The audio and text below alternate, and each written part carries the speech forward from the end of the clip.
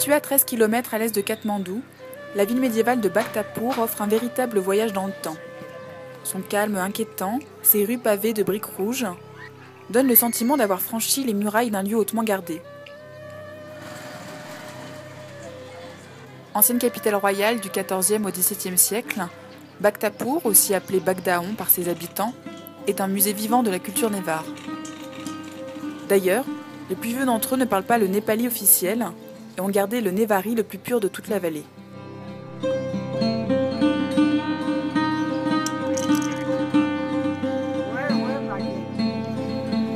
L'organisation sociale des Névars est régie autour d'un système de clans appelé tar. Par exemple, ces potiers qui font sécher leur production sur la place sont des Prajapati. Les familles Prajapati se réunissent dans 2 quartiers de Bhaktapur, Talash et Potri Square. Ce grand décor à ciel ouvert a été choisi par le réalisateur italien Bernardo Bertolucci en 1993 pour tourner des scènes du film Little Buddha. Construite au IXe siècle par le roi Ananda Deva, Bhaktapur a su imposer sa domination politique et culturelle sur tout le Népal jusqu'au XVIe siècle. Le temple de Nyatapola a été édifié en 1708. Ses 5 toits superposés font de lui le plus haut de tout le pays. Son entrée est gardée par 2 lutteurs, 2 éléphants, 2 lions, 2 griffons et 2 déesses. Chaque couple a 10 fois plus de force que le couple du niveau inférieur.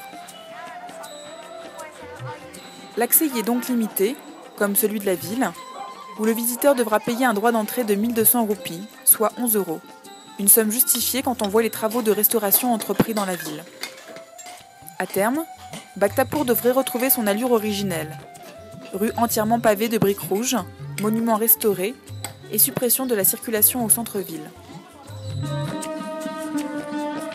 La vue de ces femmes autour du puits peut paraître très pittoresque, mais Bhaktapur, comme de nombreuses villes de la vallée, souffre depuis quelques années d'une crise d'approvisionnement en eau salubre.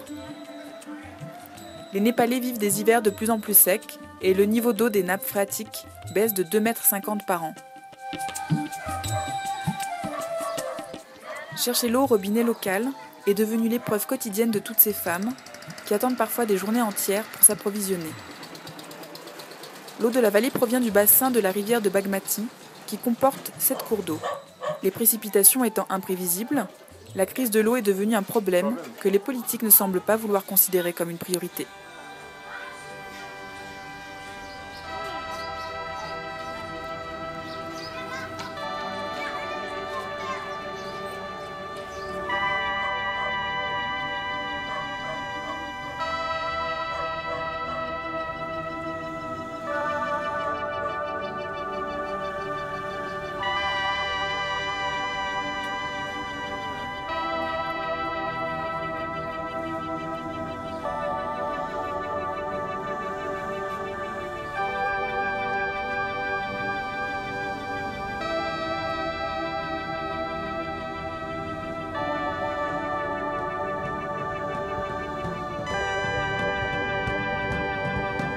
La cité des dévots, comme elle se faisait appeler autrefois, tient à préserver son autarcie économique et son indépendance culturelle.